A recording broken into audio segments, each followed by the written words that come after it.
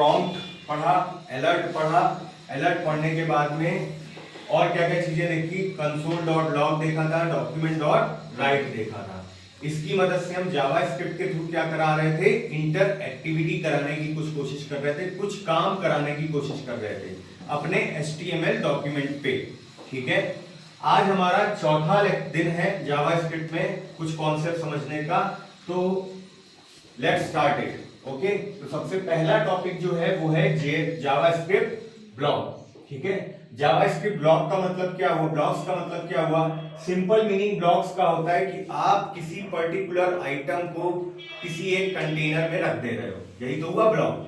तो जब प्रोग्रामिंग के रेफरेंस में हम ब्लॉक की बात करते हैं तो वो क्या हो गया कि curly braces, opening curly braces and closing curly braces. ठीक है, तो ओपनिंग कर्ली ब्रेस और क्लोजिंग कर्ली ब्रेस के बीच में जो भी लिखा जाएगा वो एक सीक्वेंशियल एग्जीक्यूशन ऑफ स्टेटमेंट्स होगा।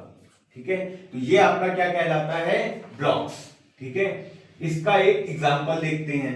तो जावास्क्रिप्ट में जब हम प्रोग्राम बनाते हैं तो हम क्या करते हैं, जैसे हमको मान लो इंटरनल जावास्क्रिप्ट बनाना है तो हेड टैग के अंदर, कहां पर, हेड टैग के अंदर हमने स्क्रिप्ट टैग ओपन किया, स्क्रिप्ट टैग को क्लोज किया और यहां एक बना दिया ब्लॉक। इस ब्लॉक के अंदर हम सीक्वेंशियल एग्जीक्यूशन कराएंगे स्टेटमेंट्स का। तो सपोज सबसे पहले हमने लिखा मान लो डॉक्यूमेंट डॉट राइट रेखा, तो यहां पे क्या होगा, आपके डॉम मॉडल का एक ऑब्जेक्ट है विंडो, विंडो का ऑब्जेक्ट है डॉक्यूमेंट। तो डॉक्यूमेंट मतलब वेब पेज, इस वेब पेज पर एक कुछ HTML फॉर्मेट में लिख जाए, वो क्या लिख जाए, डबल कोट्स के अंदर जो भी वैल्यू लिखी होगी वो पर्टिकुलर प्रिंट हो जाएगा HTML वेब पेज पर। ठीक है, लेकिन जावास्क्रिप्ट का काम तो ये नहीं है। जावास्क्रिप्ट का काम क्या है, डायनेमिक लोडिंग कराना कंटेंट की, तो वो अभी हम आगे देखते हैं। जैसे हमने प्रॉम्प्ट पढ़ रखा है, प्रॉम्प्ट का मतलब क्या होता है, कोई एक वेरिएबल में वैल्यू स्टोर कराओ, किसकी मदद से, बाय गेटिंग यूजर इनपुट। तो प्रॉम्प्ट यहां पे मान लो हमने दिया एंटर द नेम। ठीक है, प्रॉम्प्ट दे दिया एंटर द नेम, और इस पर्टिकुलर नेम को हम किसी एक वेरिएबल में स्टोर करा रहे हैं, तो वेरिएबल बनाने का तरीका क्या है, where name equals to prompt enter the name.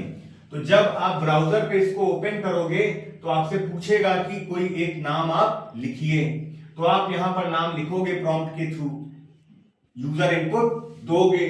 जब दोगे तो यहां पर डॉक्यूमेंट डॉट राइट, जहां पर हमने एक पर्टिकुलर स्ट्रिंग दी थी, उस स्ट्रिंग की जगह पर हमको क्या दे देना है, नेम।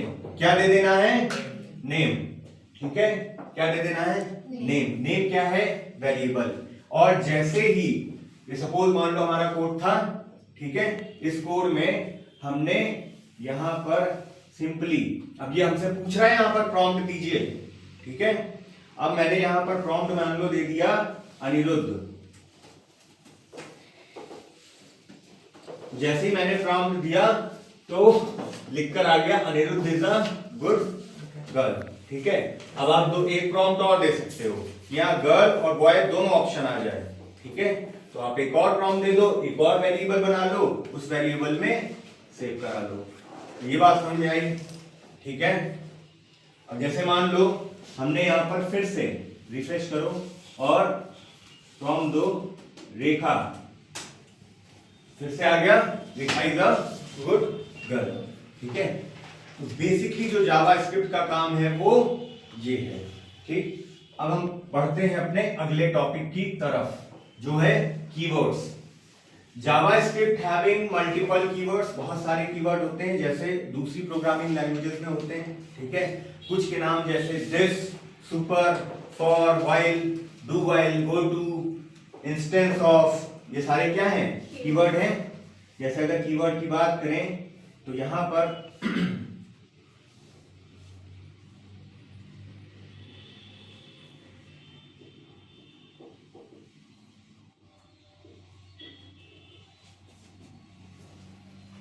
कुछ कीवर्ड्स के नाम वहां पर लिखे हुए हैं। ठीक है, अब मैं एक जनरल मीनिंग बता देता हूं, कीवर्ड की मीनिंग क्या होती है।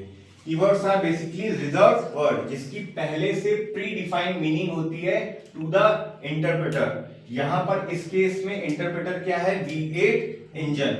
ठीक है, अब जैसे एक एग्जांपल मैं बताता हूं, दिस और सुपर। दिस क्या है? एक कीवर्ड। सुपर क्या है? कीवर्ड। इनको आप किसी वेरिएबल नेम से, फंक्शन के नेम से डिफाइन या ऑब्जेक्ट के नेम से डिफाइन नहीं कर सकते। इनकी मीनिंग कंपाइलर या इंटरप्रेटर को पहले से पता रहती है या डिफाइंड रहती है। ठीक है। अब अगर मैंने जैसे बात करी दिस कीवर्ड की और सुपर कीवर्ड की, तो दिस कीवर्ड का काम क्या होता है? जैसे मान लो कोई एक क्लास है, इस क्लास के अंदर एक ग्लोबल वेरिएबल हमने बनाया a, ठीक है। इसके अंदर एक मेथड है मान लो कोई, और उस मेथड के अंदर पैरामीटर में हमने पास कराया ही a को है, ठीक है।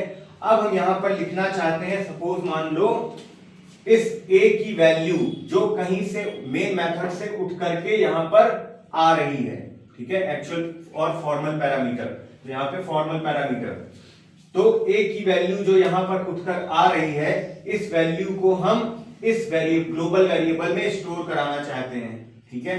तो हम क्या लिखेंगे? a equals to a। तो क्या कंपाइलर समझ पाएगा कि ये कौन सा a है?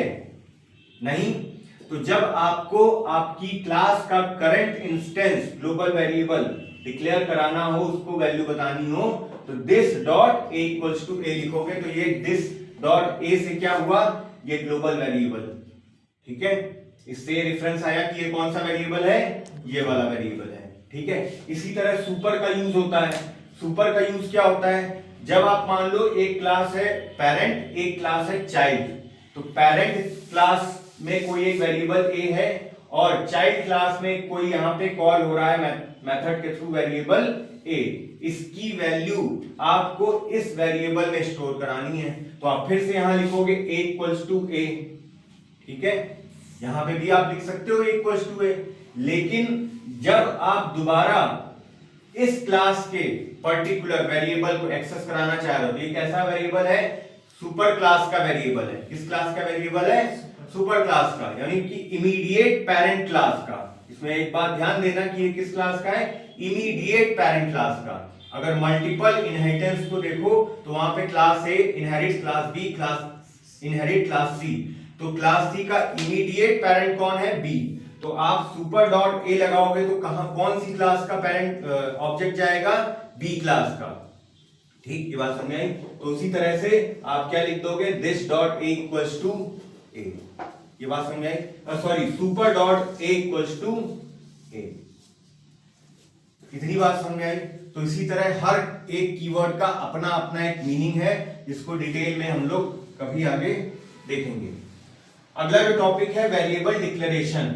तो जावास्क्रिप्ट में वेरिएबल का डिक्लेरेशन आप ना भी करो, कोई जरूरत नहीं है। जावास्क्रिप्ट में डायरेक्टली आप इनिशियलाइजेशन कर दो। कैसे?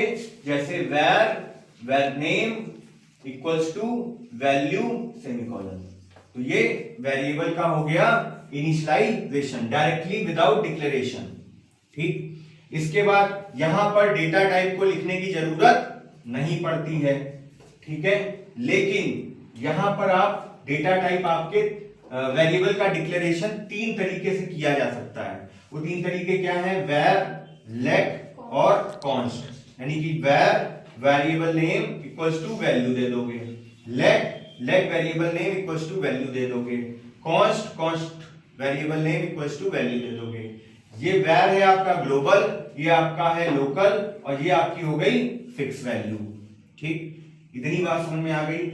इसके बाद है वेरिएबल कितने तरह के होते हैं। तो वेरिएबल आपके पास दो तरह के हैं, एक है लोकल और एक है ग्लोबल। अगर किसी फंक्शन के अंदर या ब्लॉक के अंदर कोई वेरिएबल लिखा है तो वो कहलाएगा लोकल वेरिएबल। अगर किसी फंक्शन या ब्लॉक के बाहर कोई वेरिएबल डिफाइन किया गया है तो वो कहलाएगा ग्लोबल वेरिएबल। एक और तरीका है ग्लोबल वेरिएबल डिफाइन करने का, वो क्या है? Window dot variable name equals to value. तो विंडो क्या है? सबसे डॉम मॉडल के बाद सबसे ऊपर की ऑब्जेक्ट, ठीक है। तो विंडो पे आपने क्या करा रहे हो? वेरिएबल नेम असाइन करा रहे हो, तो ये एक ग्लोबल वेरिएबल हो गया, ठीक है। इसके बाद आता है वेरिएबल का डिक्लेरेशन इम्प्लीसिट और एक्सप्लिसिट तरीके से किया जा सकता है। तो इम्प्लीसिट का मतलब क्या हुआ कि सिंपली आप क्या कर रहे हो? Variable name equals to value दे रहे हो, तो ये क्या कहलाएगा? इम्प्लीसिट। इसके बाद है एक्सप्लिसिट, मतलब आप डेटा टाइप वहां पर फोर्सफुली डिफाइन कर दे रहे हो, तो आपने लिखा int वेरिएबल का नेम इक्वल्स टू वैल्यू, ये क्या हो गया एक्सप्लिसिट वेरिएबल। फिर जो डेटा टाइप आपके पास होते हैं वो होते हैं प्रिमिटिव और नॉन प्रिमिटिव। तो प्रिमिटिव आप क्या डिफाइन करते हो, स्ट्रिंग, बूलियन, नंबर और नल। स्ट्रिंग आपको डिफाइन करना है तो डबल कोट्स के अंदर, बूलियन आपको डिफाइन करना है तो ट्रू या फॉल्स, नंबर आप जैसे नंबर लिखते हो डेसिमल या विदाउट डेसिमल वैल्यूज, नल का मतलब हो गया कोई भी वैल्यू उस वेरिएबल में नहीं है, ठीक है। इसके बाद एक और बात आती है टाइप ऑफ। अगर आपको किसी वेरिएबल का डेटा टाइप पता करना है तो वेरिएबल के नाम के आगे आप क्या लिख दोगे, टाइप ऑफ। ये क्या बता देगा आपको किस तरह का डेटा टाइप वो वेरिएबल कंटेन कर रहा है। इतनी बात समझ में आ गई। और एक और चीज है कि जावा स्क्रिप्ट में जो मेमोरी का इनिशियलाइजेशन होता है वो डायनेमिक मेमोरी एलोकेशन होता है। किस तरह से डायनेमिक मेमोरी एलोकेशन बता देता हूं मैं। जब एलोकेशन आपका हीप, जैसे आपने ऑब्जेक्ट बनाया, एक ऑब्जेक्ट OB1 है, एक ऑब्जेक्ट OB2 है, तो अगर डायनेमिक हीप मेमोरी में अगर आप सेव कर रहे हो डेटा तो किस तरह से जाएगा, एक 10 का इंस्टेंस बन जाएगा। जैसे OB1 equals to 10, OB2 equals to 10, दोनों की वैल्यू क्या है 10 है। तो जब आपको 10 वैल्यू OB1 की वैल्यू चाहिए होगी तो OB1 की वैल्यू 10 उठाएगी, ठीक। फिर ये मेमोरी खाली हो जाएगी, इसके बाद OB2 उठाएगा, OB2 फिर से खाली हो जाएगा जब इसको इसकी जरूरत खत्म हो जाएगी। तो रन टाइम एग्जीक्यूशन में मेमोरी का एलोकेशन जब जरूरत होती है तब किया जाता है। अदरवाइज स्टैक में क्या होगा, OB1 ऑब्जेक्ट बना 10 वैल्यू असाइन हो गई, OB2 ऑब्जेक्ट बना 10 वैल्यू असाइन हो गई। ये मेमोरी का एलोकेशन है। जो आप स्पेस कॉम्प्लेक्सिटी देखते हो अपने प्रोग्राम की, तो डेटा जब आपका स्टोर किया जाता है तो कितना मेमोरी वो स्टोर कर रहा है, वो मेमोरी स्टोर करने का प्रोसीजर क्या है, कंपाइल टाइम पर कर रहा है कि रन टाइम पर कर रहा है कि डायनेमिक मेमोरी एलोकेशन हो रहा है, ये सारी चीजें मेमोरी मैनेजमेंट के थ्रू की जाती हैं। तो फिलहाल आज की डेट में इतनी, कल हम लोग पढ़ेंगे जावा स्क्रिप्ट कंसोल, ठीक है। Thank you.